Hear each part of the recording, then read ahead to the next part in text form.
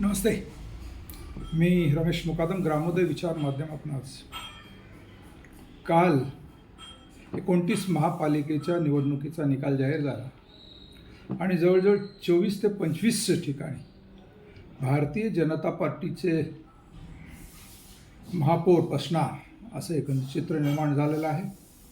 आणि मुंबई महापालिकेमध्ये त्यांना शिवसेना शिंदे गटाची मदत मिळणार आहे.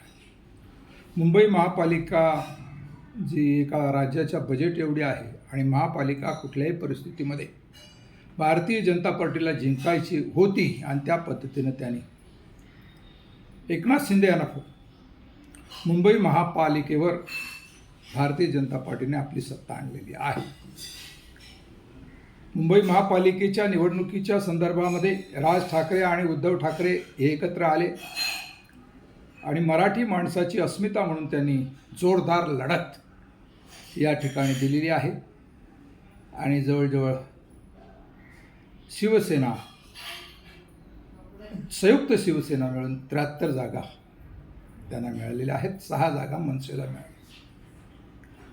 एकूण अटीतटीच्या लढतीमध्ये 96 जागा 88 जागा या भारतीय जनता पार्टीला मिळाल्या, तर 28 जागा या शिंदे सेनेला मिळाल्या आणि त्यांची युती बहुधा आता सत्तेवर मुंबई महापालिकेमध्ये येणार. असं जरी असलं तर ज्या पद्धतीनं निवडणुकीमध्ये गैरप्रकार झाला, पैशाचा अमाप वापर झाला, शाहीसाठी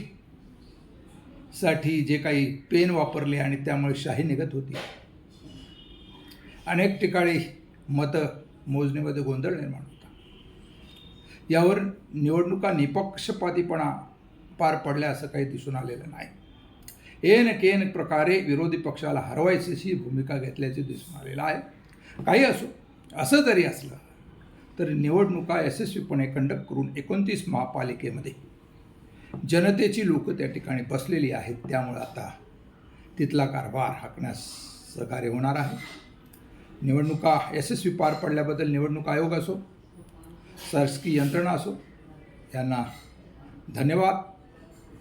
तसेच भारतीय जनता पार्टीचे मुख्यमंत्री देवेंद्र फडणवीस आणि त्यांची टीम यांनी ज्या तडफेने निवडणुका लढवल्या आणि सत्ता स्थगित केली त्याबद्दल त्यांना देखील धन्यवाद.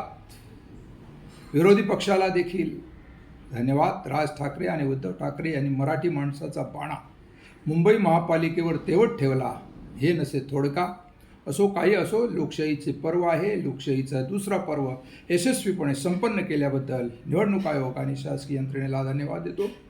आणि आगामी काळात आपापल्या महापालिकेमध्ये योग्य ते नगरसेवक महापौर बसतील अशी अपेक्षा ठेवूया आणि जनतेचे प्रश्न त्यांनी सोडवावेत अशी अपेक्षा या ठिकाणी आहे.